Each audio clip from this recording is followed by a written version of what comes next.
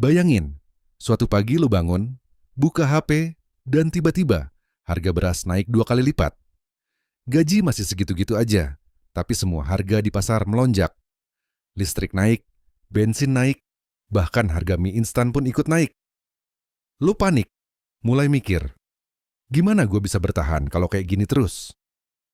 Nah, ini bukan cuma skenario film. Ini realita yang udah dialami banyak orang di Indonesia, dan kemungkinan besar akan terus terjadi di masa depan.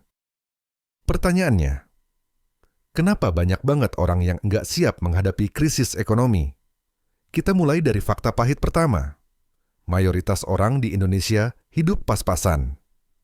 Data dari BPS tahun 2024 menunjukkan, lebih dari 60% penduduk kita penghasilannya cuma cukup buat kebutuhan sehari-hari. Artinya, kalau ada pengeluaran darurat, langsung goyang. Bahkan, riset dari OJK bilang, 7 dari 10 orang Indonesia nggak punya dana darurat sama sekali. Jadi wajar kalau tiba-tiba ada krisis, mereka langsung kelabakan. Tapi kenapa sampai bisa begini? Jawabannya nggak sesederhana karena gaji kecil. Ada faktor gaya hidup yang bikin banyak orang terjebak di situasi rentan. Lu pernah dengar istilah lifestyle inflation? Itu ketika penghasilan naik, gaya hidup juga ikut naik. Gaji baru cair, langsung upgrade HP, ganti motor, nongkrong di kafe tiap weekend.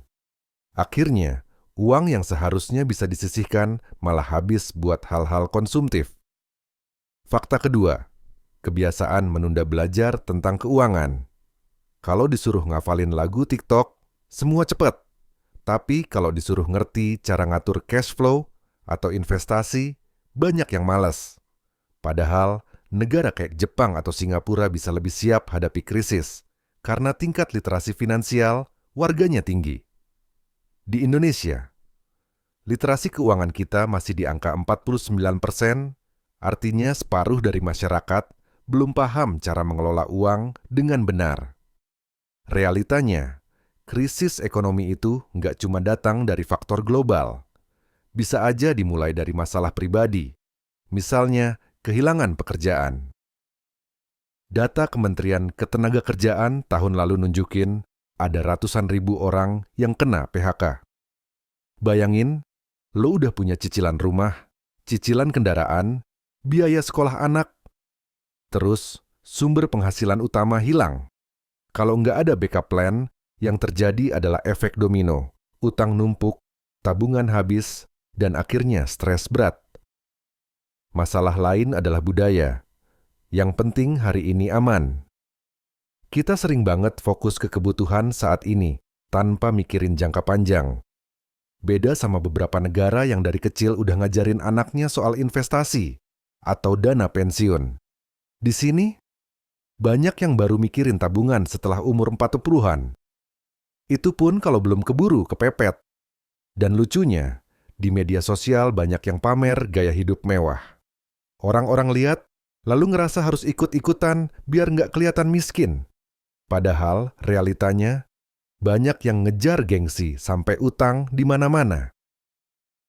Di tengah krisis, orang seperti ini paling duluan jatuh karena pondasi finansialnya rapuh. Gua kasih contoh nyata. Tahun 1998, Indonesia kena krisis moneter parah.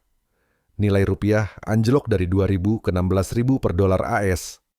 Banyak perusahaan bangkrut, jutaan orang kehilangan pekerjaan. Yang bisa bertahan, mereka yang punya tabungan dalam mata uang kuat atau yang punya bisnis yang nggak terlalu tergantung pada impor. Pelajarannya, diversifikasi aset dan sumber penghasilan itu wajib. Tapi sayangnya, banyak orang baru sadar pentingnya hal ini setelah krisis udah kejadian. Kayak hujan gede, lo baru nyari payung pas udah basah kuyup. Makanya, persiapan itu bukan pilihan, tapi kebutuhan. Sekarang, gimana biar kita nggak masuk kelompok nggak siap? Pertama, bikin dana darurat. Idealnya, minimal 3-6 kali pengeluaran bulanan.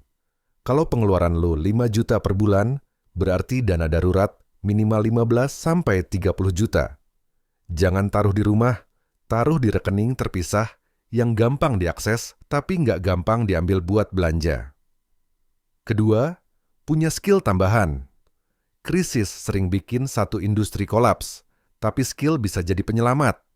Misalnya, kalau lo kerja di bidang pariwisata, terus pandemi datang, lo bisa pivot ke skill digital seperti desain, copywriting, atau jualan online. Ketiga, jangan taruh semua uang di satu keranjang. Diversifikasi bukan cuma buat investor besar. Bahkan dengan uang terbatas, lo bisa mulai nabung di beberapa instrumen, emas, deposito, reksadana, atau saham blue chip.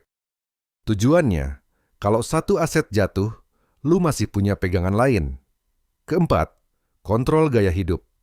Bukan berarti nggak boleh nikmatin hidup, tapi pastiin setiap kenaikan pendapatan nggak langsung diikuti kenaikan pengeluaran. Buat batasan yang jelas antara kebutuhan dan keinginan. Terakhir, upgrade literasi finansial. Jangan tunggu krisis baru belajar. Sekarang banyak sumber gratis di YouTube, podcast, buku PDF. Manfaatin itu. Pengetahuan ini yang bakal jadi senjata paling ampuh buat bertahan. Kalau kita lihat sejarah, semua krisis pasti berlalu. Tapi bedanya, ada orang yang keluar dari krisis dalam kondisi lebih kuat.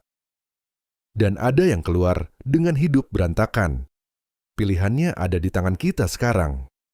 Mau jadi yang mana? Jadi mulai hari ini, siapin payung sebelum hujan. Karena krisis itu nggak nunggu kita siap. Dia datang tiba-tiba, dan yang bisa bertahan cuma mereka yang udah punya rencana.